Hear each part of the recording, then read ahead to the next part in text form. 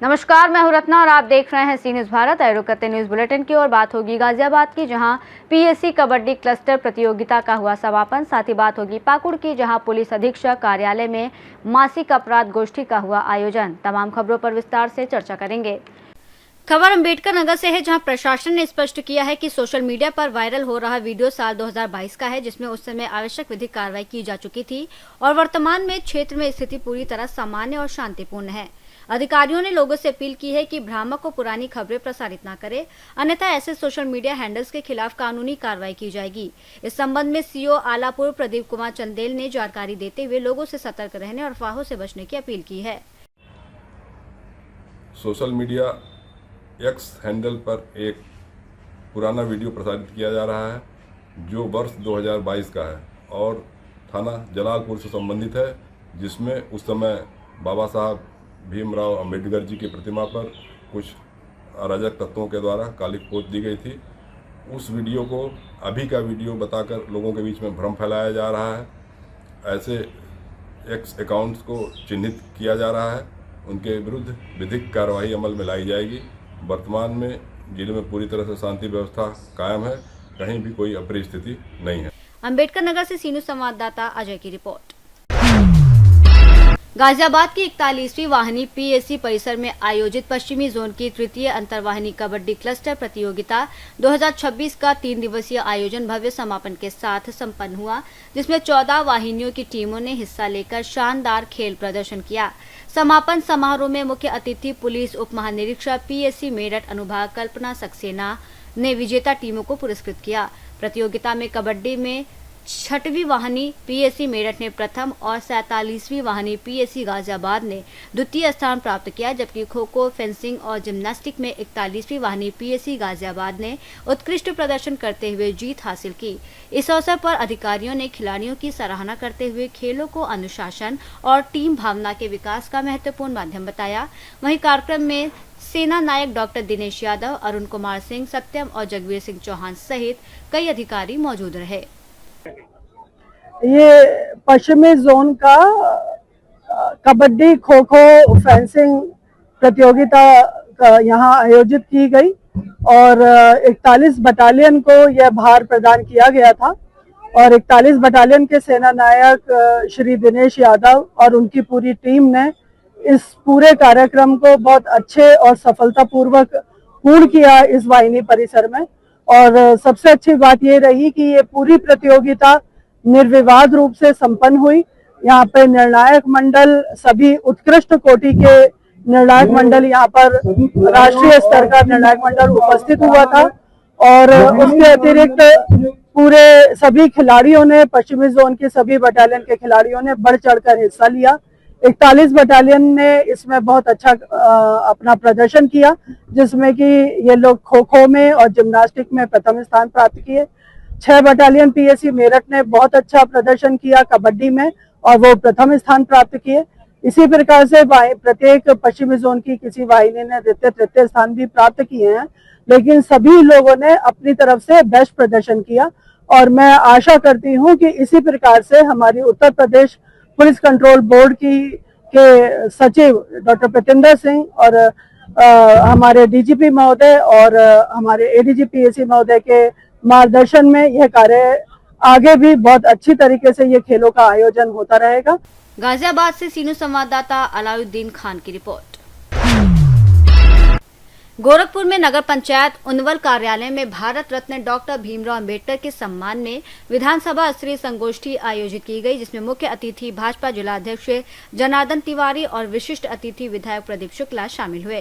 कार्यक्रम की शुरुआत बाबा साहेब के चित्र पर पुष्पांजलि अर्पित कर की गई, जहां वक्ताओं ने उनके जीवन, संघर्ष, संविधान निर्माण और सामाजिक समरसता के संदेश पर प्रकाश डाला। जनार्दन तिवारी ने डॉक्टर अंबेडकर को समाज के लिए प्रेरणा स्रोत बताया, जबकि विधायक प्रदीप शुक्ला ने कहा कि सरकार उनके आदर्शों पर चलते हुए अंतिम व्यक्ति तक विकास पहुंचाने के लिए प्रतिबद्ध है।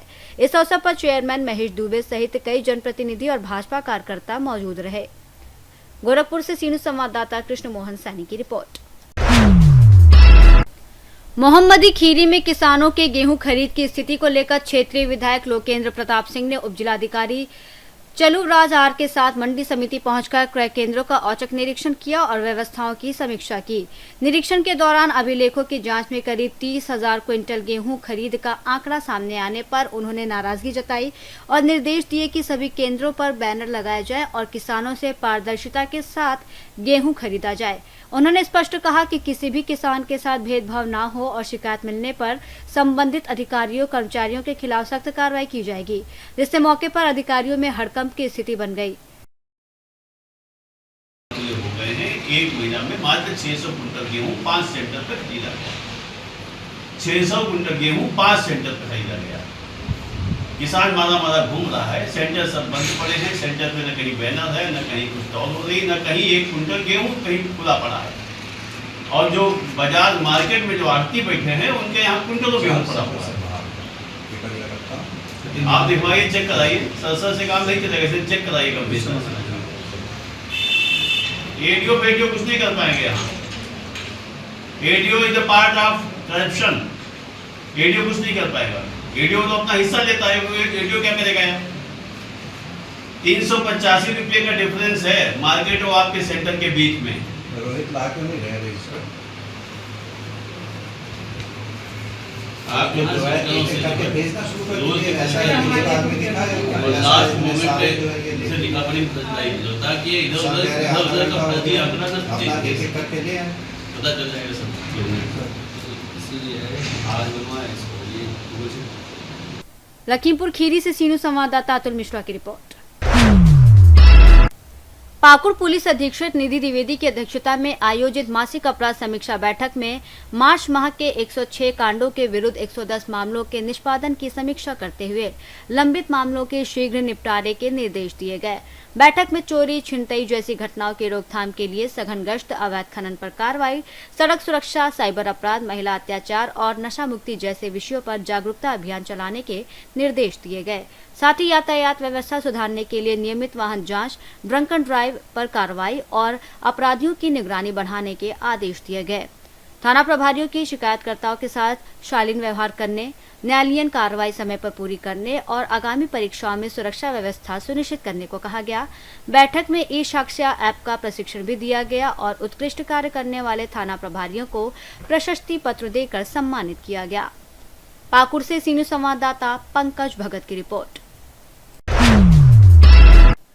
रामगढ़ में बिजली व्यवस्था को लेकर बढ़ते आक्रोश के बीच भाजपा जिला कमेटी ने सुभाष चौक से बिजली कार्यालय तक पैदल मार्च कर घेराव किया और जमकर प्रदर्शन किया। कार्यकर्ताओं ने बिजली कटौती, डिजिटल मीटर की गड़बड़ी और आंधी तूफान के दौरान बार बार बाधित हो रही आपूर्ति को लेकर नाराजगी जताई। नेताओं ने आरोप लगाया कि अनियमित बिजली और गलत बिलों से आम जनता परेशान है।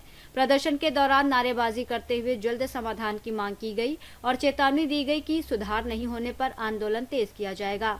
वहीं विद्युत अधीक्षण अभियंता साकला हेम्ब्रम ने आश्वासन दिया कि समस्याओं का शीघ्र निराकरण कर बिजली व्यवस्था में सुधार किया जाएगा। हम लोग आज जिस प्रकार से यहाँ पर उपस्थित हुए हैं और झारखंड के तमाम आम आवाम तो परेशान ही हैं, पर विशेष करके हम लोग रामगढ़ जिला के अंतर्गत हम लोग यहाँ पर उपस्थित हुए हैं और बिजली ऑफिस का घेराव किए। वजह सिर्फ ये है बिजली के परेशानी को लेकर, बिजली में जिस प्रकार से कटौती किया जा रहा है और तार जिस प्रकार से जर्जर हुआ है और लोड सेटिंग को लेकर जिस प्रकार से आम आवाम परेशान है। तार जर्जर स्थिति में आज कहीं भी गिर जा रहा है, तार गिर जा रहा है, जिससे आम आवाम को परेशानी हो रही है और मवेशी लोग भी जो तार के चपेट में आ जाते हैं जिससे उनकी मौत हो जा रही है। तो आखिर इस सब चीज़ों को कौन देखेगा? आखिर तो बिजली विभाग ही देखेगा। इस चीज़ का भुगतान हेतु तो हम लोग हर तरह का प्रयास, हर तरह का जो इकोनॉमिक चीज़ होती है उनको दे रहे हैं। और आज के समय का परिस्थिति ये है कि जिस प्रकार से मनमानी ढंग से स्मार्ट मीटर के नाम पर बिल जहाँ 200 आता था 1400 रुपया लिया जा रहा है। ऐसा ये मेरा कहना नहीं है, आम आवाम के बीच की एक आवाज़ है जिसके तहत हम लोग ये आपके माध्यम से जनता के पास पहुंचा रहे हैं। और इस आज के धरना, आज का जो हम लोग एक दूसरे आक्रोश प्रदर्शन था, आज अगर वो नहीं समझ लेते हैं तो निश्चित रूप से भारतीय जनता पार्टी झारखंड के आम आवाम को लेकर हमेशा चिंतित रहती है, संकल्पित रहती है। और हम लोग का तो ऐसे भी कहा जाता है सेवा ही समर्पण, और इसको हम लोग सेवा का रूप लेके जनता के आवाज़ बनकर हम लोग रोड पर उतरने का काम करेंगे। और रोड पर उतरने के साथ साथ हम लोग अनशन पर विश्वास करते हैं और अनशन जैसे हर तरह की योजनाएं करेंगे जिससे आम आवाम को हमारे रामगढ़ जिला वासियों को उसका लाभ मिले। और आगे की योजनाएं जो हैं अभी हम लोग कुछ दिन का समय दिए हैं और इस तरह का सुधार नहीं करते हैं और तार का जो बदहाल स्थिति है उसमें बदलाव नहीं लाते हैं तो इस चीज़ की सारा बातों को लेकर हम लोग आएंगे और नहीं तो फिर हम लोग रोड पर उतरने का काम करेंगे। ये इन लोगों ने जो कुछ एजेंडा रखे हैं कि बिजली के लेके ये है, तो बिजली हमारे ज़िला में लगभग 22 से 23 घंटा हम लोग दे रहे हैं और हमेशा हम लोग तत्पर है कि 24 घंटा हम लोग बिजली दे पाएँ। जो भी समस्या है कंज्यूमर का उसको भी हम लोग एड्रेस कर रहे हैं ताकि किसी को कोई सुविधा। रामगढ़ से सीनियर संवाददाता राजीव सिंह की रिपोर्ट। शाहजहांपुर के तिलहर थाना क्षेत्र में पुलिस और बदमाशों के बीच हुई मुठभेड़ में 2 शातिर अपराधी घायल हो गए, जबकि एक अन्य आरोपी को पुलिस ने गिरफ्तार कर लिया। पुलिस को वाहिद खान, फतेह और मुन्ना कुरैशी के क्षेत्र में मौजूद होने की सूचना मिली थी, जिन पर विभिन्न जिलों में चोरी, मारपीट सहित 30 से अधिक मामले दर्ज हैं। 17 अप्रैल को बख्तियारपुर गोटिया के पास चेकिंग के दौरान बदमाशों ने पुलिस पर फायरिंग कर दी, जिसके जवाब में पुलिस की कार्रवाई में वाहिद और फतेह घायल हो गए और मुन्ना कुरैशी को मौके से गिरफ्तार कर लिया गया। घायल आरोपियों को उपचार के लिए CHC तिलहर भेजा गया है, जबकि पुलिस गिरोह के अन्य नेटवर्क की जांच में जुटी हुई है। जनपद शाहजहांपुर में पुलिस अधीक्षक महोदय के नेतृत्व में वांछितों की गिरफ्तारी का अभियान चलाया जा रहा है, जिसके तहत अभियुक्त वाहिद खान, फतेह व मुन्ना कुरैशी, जिन पर विभिन्न जनपदों में 30 से अधिक चोरी, मारपीट व अन्य मुकदमे पंजीकृत है, इनकी गिरफ्तारी हेतु मुखबिर की सूचना पर तिलहर पुलिस द्वारा 17/4/2026 को बख्तियारपुर गोटिया के पास गश्त व चेकिंग की जा रही थी। इसी दौरान पुलिस को देखकर उक्त अभियुक्त गणों ने पुलिस पार्टी पर जान से मारने की नियत से फायरिंग की। अपना बचाव करते हुए जवाबी कार्रवाई में 2 अभियुक्त वाहिद और फतेह घायल हुए। मुन्ना कुरैशी को पुलिस हिरासत में लिया गया है और घायलों को CHC तिलहर में भेजा गया। पुवाया से सीनियर संवाददाता रवि कुमार की रिपोर्ट। बुलेटिन में फिलहाल इतना ही। देश और दुनिया की तमाम बड़ी खबरों के लिए आप देखते रहिए सी न्यूज़ भारत।